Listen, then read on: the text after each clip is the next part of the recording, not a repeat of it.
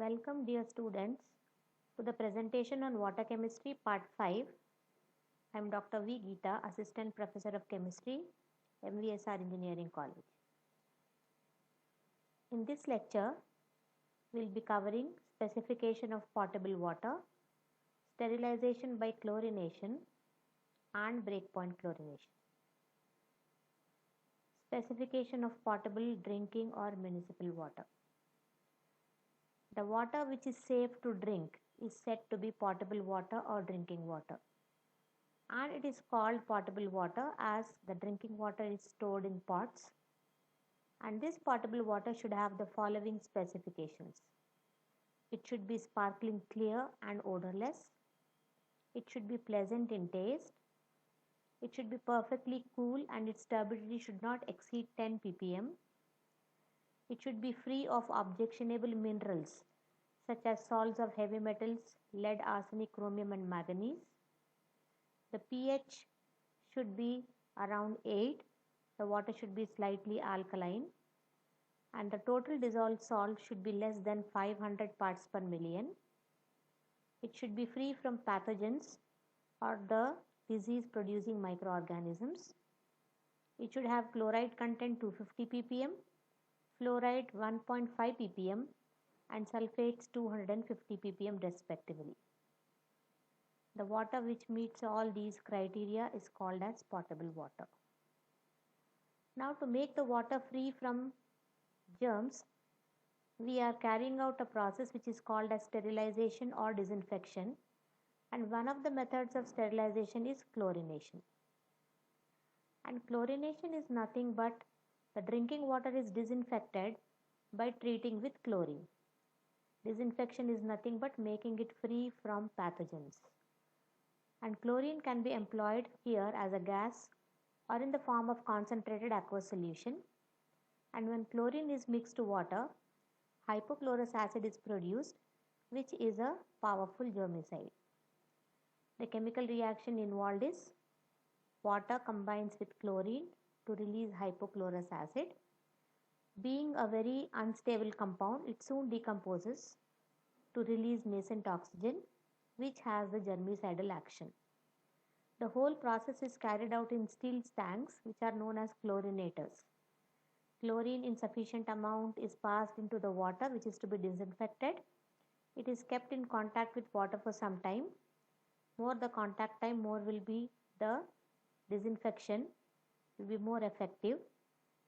And then the chlorine water is taken out, which is also known as disinfected water. Experimentally, it is reported that the death of microorganisms, bacteria, etc. results from the chemical reaction of hypochlorous acid with the enzymes which is present in the cells of those microorganisms. These enzymes are affected by hypochlorous acid and the metabolic activities stop here and resulting in the death of those organisms. So bacteria combining with hypochlorous acid killing the bacteria.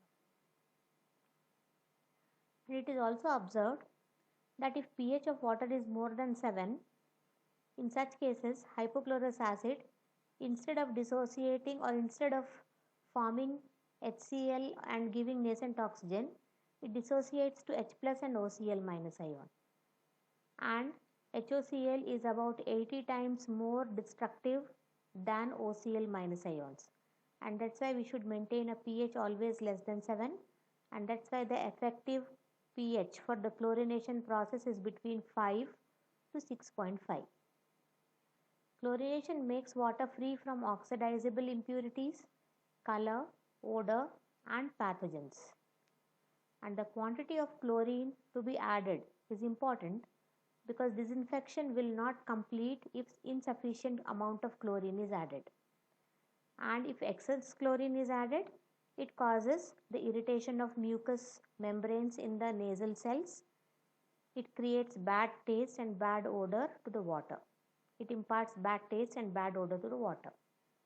And that's why we should always know that what is the right amount of the chlorine that should be added to water, which is just sufficient to make it disinfected and also make it free from oxidizable and organic impurities.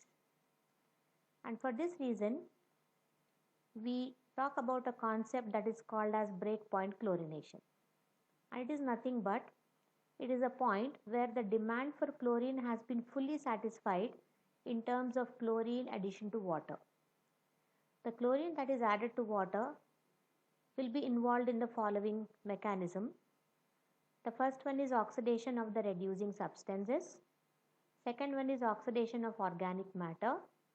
Third one is oxidation or chlorination of free ammonia. And finally, the killing of pathogens. And at breakpoint chlorination, the water is free from oxidizable impurities, color, odor, and pathogens, that is disease causing bacteria.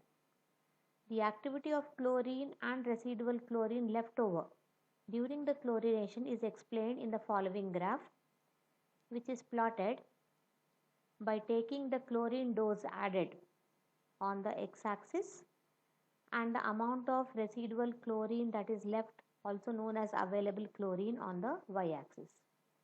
Both the terms are expressed in milligrams per liter. And as we can observe here, when the initial dose of chlorine is administered to the water sample, there is no residual chlorine at this point. And this is due to the utilization of chlorine in oxidation of reducing substances.